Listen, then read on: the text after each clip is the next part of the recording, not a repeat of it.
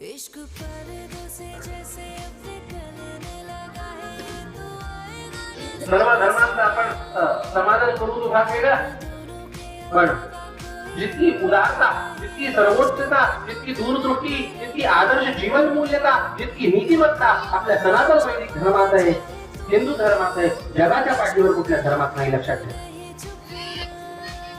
म्हणून गर्व से कहो हम हिंदू हैं, गर्व से कहो, गर्व से कहो हम हिंदू हैं, गर्व से कहो हम हिंदू हैं. पाश्चात्यांचं अनुकरण करू नका, विदेशी संस्कृतीचं अनुकरण करू नका. अभिमान बाळगा, आपण देव संस्कृतीचे पाहिजे, तुच्छ संस्कृतीचे नाही.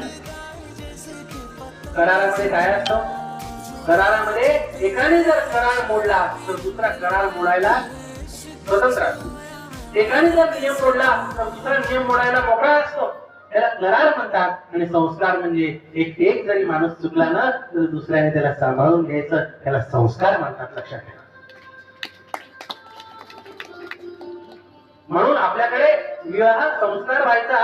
आणि पूर्वी कोणी गरीब असेल, कोणी दीन असेल, कोणी दुःखी असेल, कोणी दुबळा असेल, कोणी अजून कसा असेल, नवरा वाईट असला तर बायका सांभाळून घ्यायची. बायको काही त्याच्यामध्ये काही कमी जास्त असलं तर पती सांभाळून घ्यायचं. याला संस्कार म्हणतात.